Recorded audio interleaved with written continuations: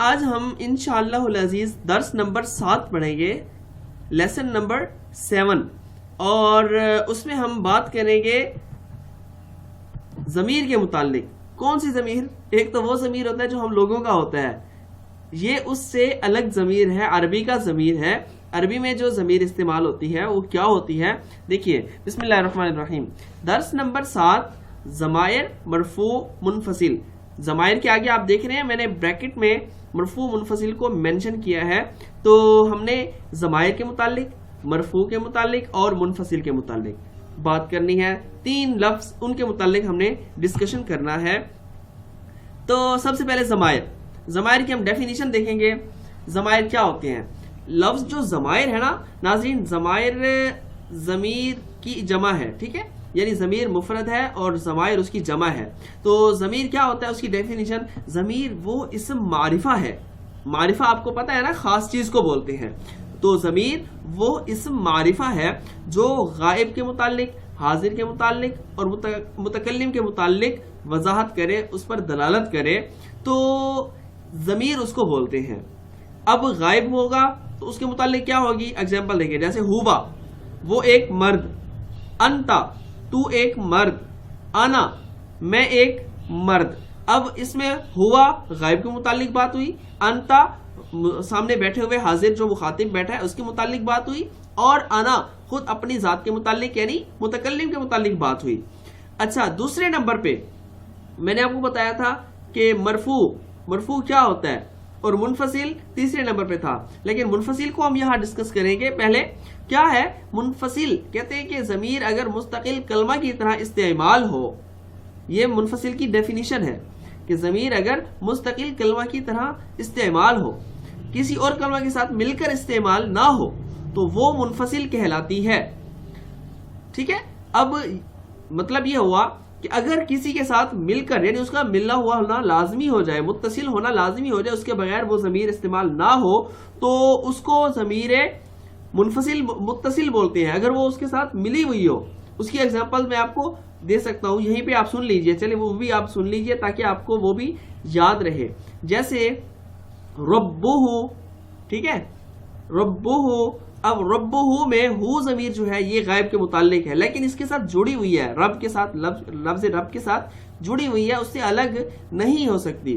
ایسے ہی ربنا ہمارا رب، ربہ اس کا رب، ربنا ہمارا رب۔ اب نا ضمیر متکلم کی ضمیر ہے، لیکن ربو اس کے ساتھ یہ ملی ہوئی ہے، اس کے ساتھ الگ نہیں ہو سکتی، تو یہ ضمیر متصل ہے، ٹھیک ہے۔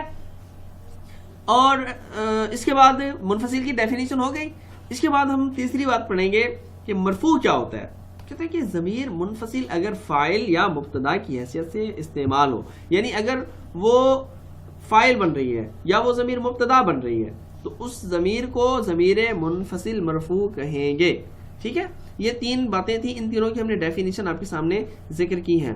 ناظرین، اگر آپ نے ہمارا چینل سبسکرائب نہیں کیا یا آپ نے ہماری ویڈیو کو ابھی کامنٹ نہیں کیا، شیئر نہیں کیا، لائک نہیں کیا، تو پلیز اس کو شیئر کریں، لائک کریں، کامنٹ کریں اور اپنے فرینڈز کے ساتھ اس کو شیئر کریں۔ ایک چیز جو رہتی ہے ہماری وہ ہم ابھی دیکھتے ہیں کہ درج ذیل جملوں میں سب ضمیر منفصل مرفوع ہی ہیں۔ اب یہ جو ضمیریں یہاں ذکر کی ہوئی ہیں یہ ساری ایک تو ضمیر منفصل ہے اور دوسرا یہ مرفوع ہے۔ اچھا، کیسے؟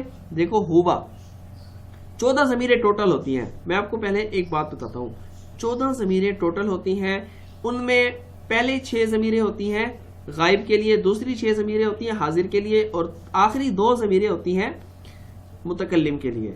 اب جو پہلی 6 ضمیریں غائب کے متعلق تھیں، تو اس میں غائب جو ہے نا وہ 2 طرح کے ہوں گے، غائب مذکر بھی ہوں گے، غائب مؤنث بھی ہوں گے، ٹھیک ہے۔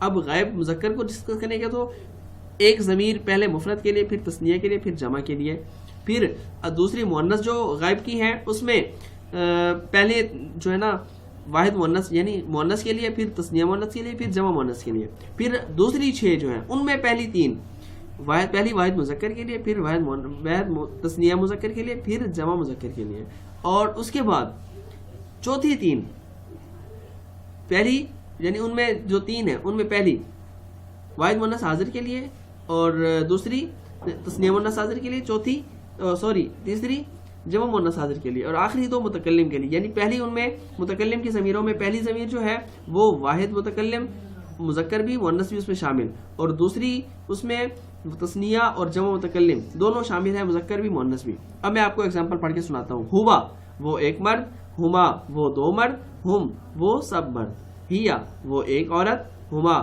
وہ دو عورتیں، ہم وہ سب عورتیں. انتا تو ایک مرد، انتما تم دو مرد، انتم تم سب مرد، انتی تو ایک عورت، انتما تم دو عورتیں، انتنا تم سب عورتیں. انا میں ایک مرد یا ایک عورت، نحنو ہم دو مرد دو عورتیں، سب مرد یا سب عورتیں.